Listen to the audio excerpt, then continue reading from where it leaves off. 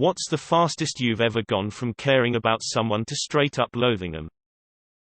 When my best friend of 10 years slept with my boyfriend of 2 years. I was so crushed, but to be honest was more angry with the friend. I truly did believe that I was deeply in love with the boyfriend, but he was kind of a shithead to begin with. I saw my friend as a sister, and her betrayal left longer lasting impact and hurt way more. I hated her in a violent way for a very long time. Fast forward 11 years and now I am to a point where I have forgiven her and wish her well, but would never let her back into my life again.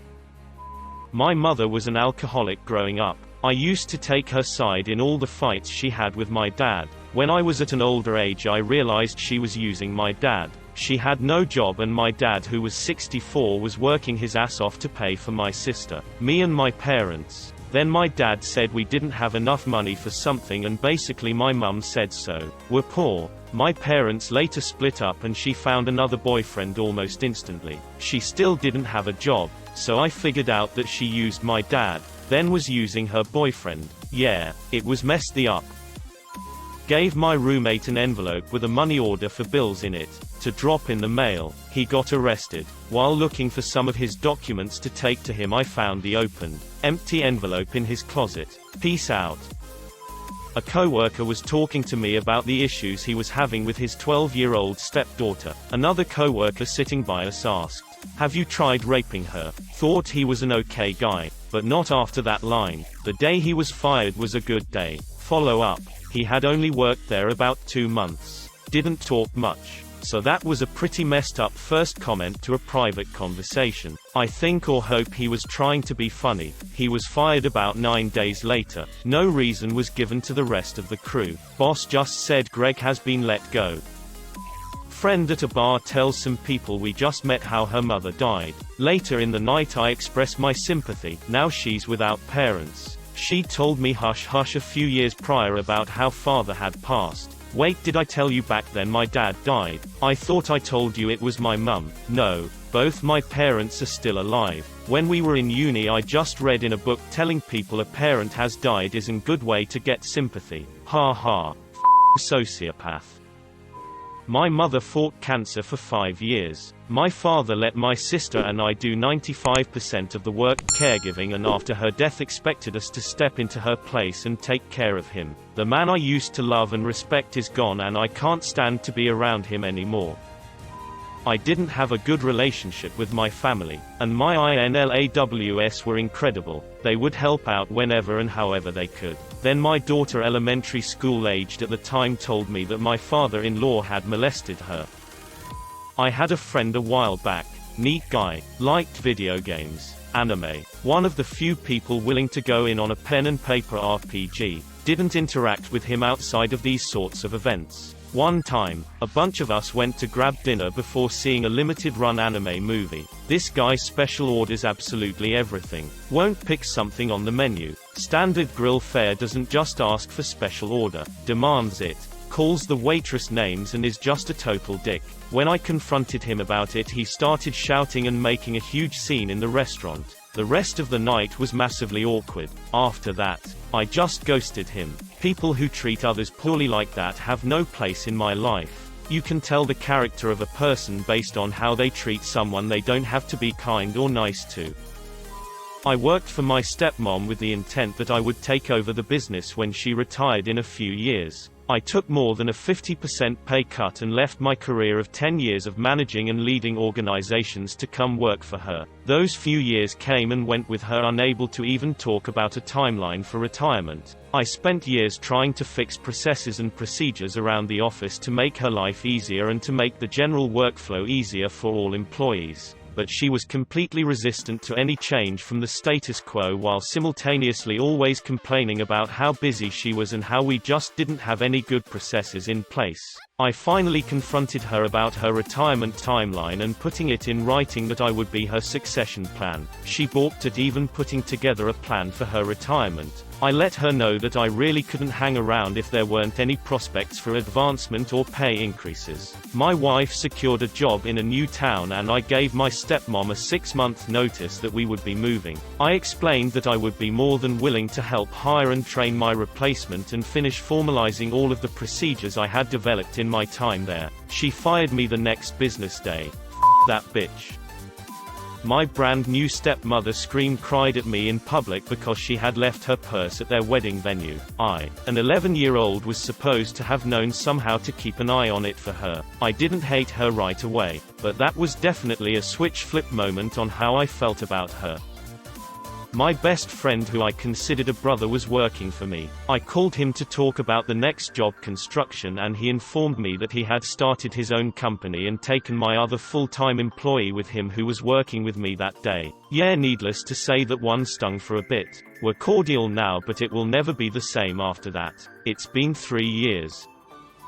I'm so late. But I have a story that isn't if the cheating variety and made me lose any respect for 3 people at once. Late high school years. A friend in our group had invited everyone to hang out at his parents' house. We were supposed to agree on a time the day of, but people weren't answering my calls or messages or were really vague. It was almost 7 p.m., which was a couple of hours later than I'd figured, so I decided to drive over. Sent one guy a message saying no one's really answering, so I'll just go ring the friend's doorbell. So all of a sudden, the friend calls me and says he was caught up in something and the whole thing might be off. He'll let me know. Thing is, he called me when I was just parking in front of his house, and had a clear view of almost everyone in my group in his house. I let the call go on for several minutes, watching him motion people to be quiet, doing the talking hand yada yada gesture etc., without letting him know I was watching him, until the dude finally spotted my car. He then, very obviously, told everyone to hide because he thought I'd just pulled up.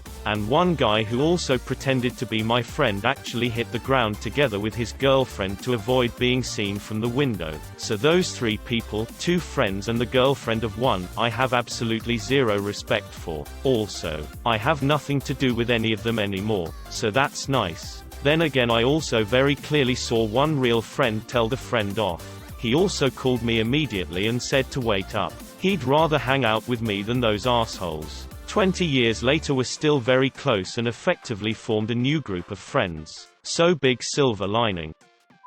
When my grandfather screamed at my mother that she had ruined his life by being born. Never spoke to him again after that.